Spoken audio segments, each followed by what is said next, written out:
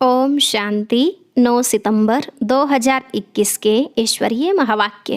पहले सुनते हैं मुरली के मुख्य पॉइंट्स। बाबा ने कहा, इस समय तुम आत्माओं को स्वयं की और बाप की सही पहचान मिली है। बाप तुम्हें डायरेक्शन देते हैं, सवेरे सवेरे उठकर मुझे याद करो और गृहस्थ व्यवहार में रहते कमल फूल समान पवित्र भी रहो। पुरुषोत्तम युग होने के कारण तुम्हारा यह जन्म भी पुरुषोत्तम है। अभी तुम फिर से बाप द्वारा मर्यादा पुरुषोत्तम बन रहे हो। सिवाय एक शिव बाबा के और सब कुछ भूल जाना है। मित्र संबंधियों को याद कर अपना टाइम वेस्ट नहीं करना। बाप को जितना याद करेंगे उतना विकर्म विनाश होंगे। पवित्र भी जरूर बनना है। जीते जी सब कुछ भूल जाओ। जब तुम आत्मा घर से आए थे तो कोई भी देह या देह के संबंध नहीं थे। आत्मा सब संबंधों से न्यारी है। कोई आत्मा विशेष सहयोगी है या सर्विसेबल है तो उनकी खातिरी भी विशेष करनी पड़ती है।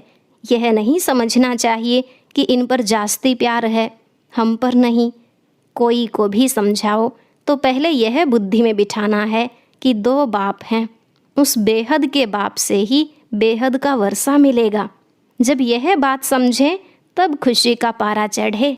लास्ट में बाबा ने कहा, शरीर निर्वाह अर्थ कर्म भले करो, परंतु जितना टाइम मिले बाप को याद करते रहो तो खाद निकल जाए।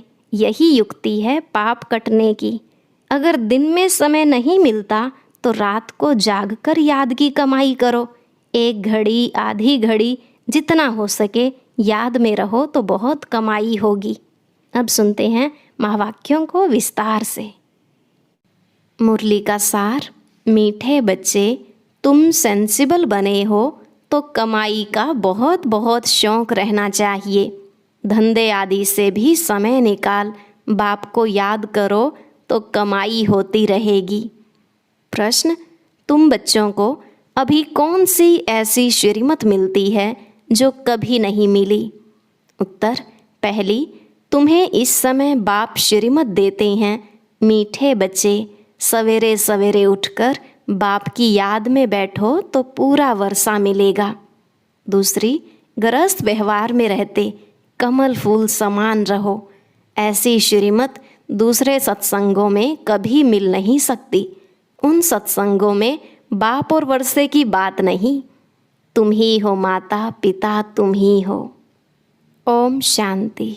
इस भारत में खास और सारी दुनिया में आम अनेक प्रकार के सत्संग होते हैं।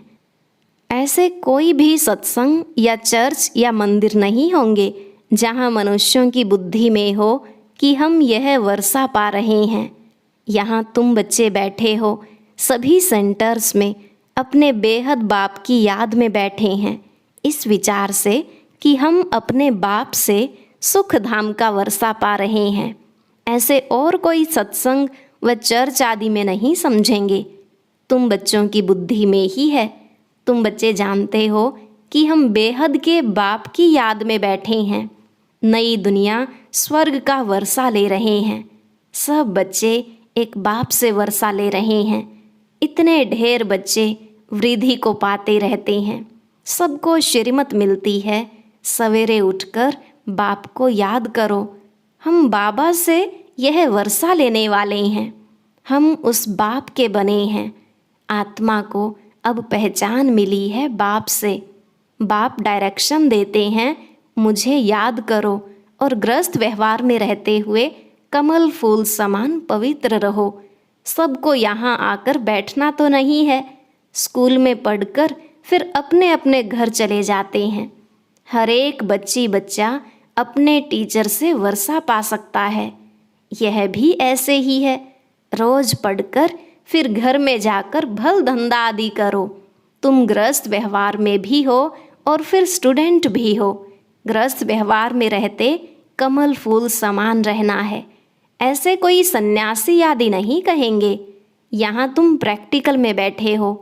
गृहस्थ व्यवहार में रहते पवित्र बनते हो। पवित्र बनकर परमपिता परमात्मा को दूसरे कोई याद नहीं करते हैं। भल गीता सुनते हैं, पढ़ते हैं, परंतु याद तो नहीं करते हैं ना। कथनी और करनी में फ़र्क है। तुम जानते हो हमारा बाप नॉलेजफुल है, उसमें सारे ड्रामा चक्र की नॉलेज है। अभी हमको भी नॉलेज मिल रही है। यह चक्र बड़ा अच्छा है। यह पुरुषोत्तम युग होने के कारण तुम्हारा यह जन्म भी पुरुषोत्तम है। एक्स्ट्रा मास होता है ना। तुम बच्चे जानते हो कि हम बरोबर बाप से पुरुषोत्तम बन रहे हैं, मर्यादा पुरुषोत्तम हम फिर से बन रहे हैं। फिर 84 का चक्र खाया। यह बुद्धि में ज्ञान है, और कोई सत्संग में यह नहीं समझाते हैं। तुम समझते हो हमको यह बनना है। बनाने वाला एक ही बाप है। इन लक्ष्मी नारायण के चित्र पर तुम अच्छी रीति समझा सकते हो।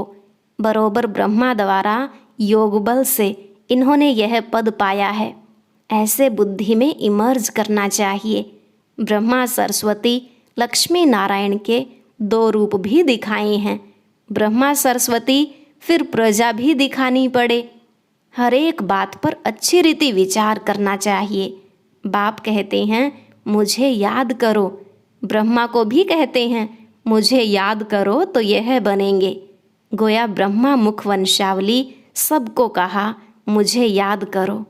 कैसे याद करना है यह भी बुद्धि में है। चित्र भी सामने रखे हैं, इन पर समझाना बड़ा सहज है।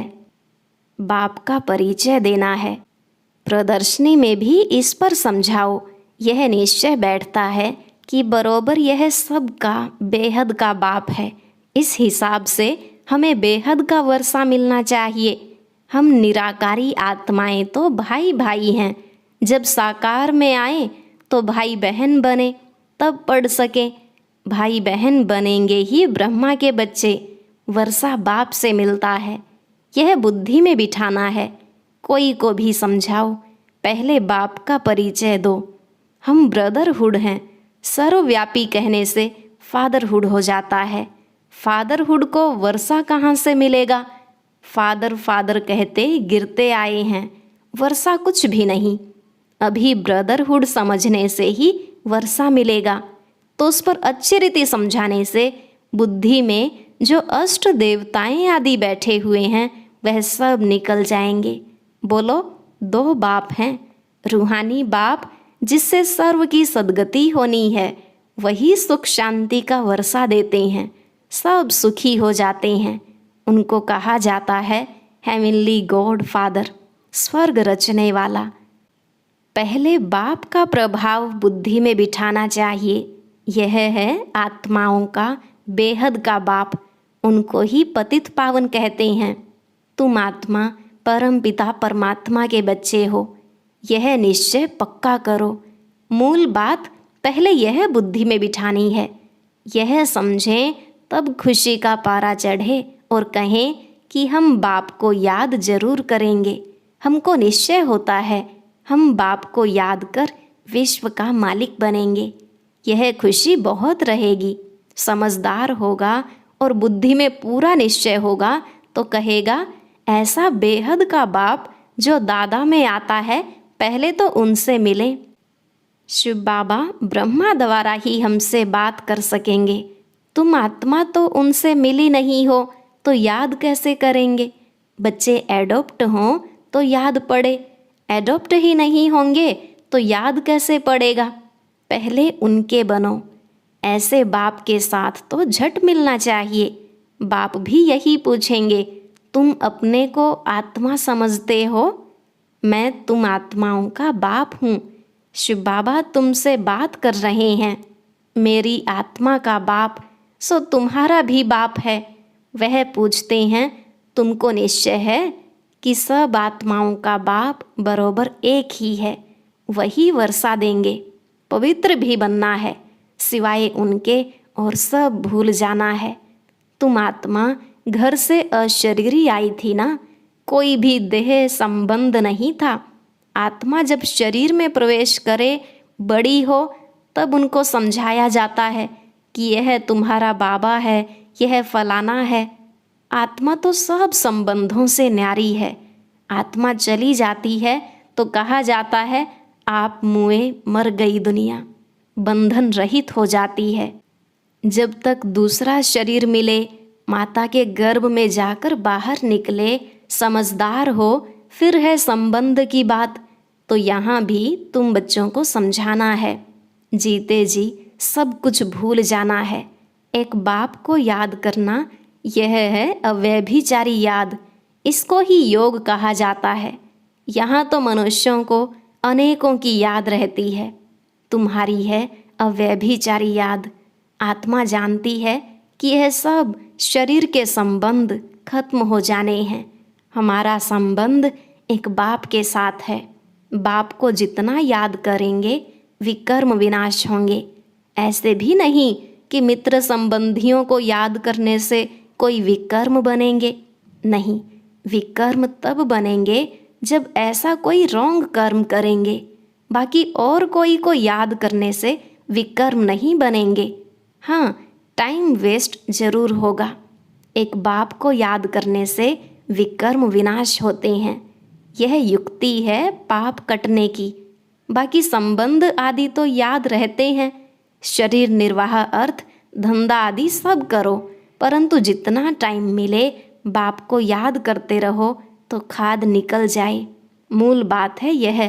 अंदर में ही विचार करो कि पतित से पावन कैसे बने। बाप को याद करना पड़े। गृहस्थ व्यवहार में रहना है। सन्यासी लोग भी शरीर छोड़ फिर गृहस्थियों के पास जन्म लेते हैं।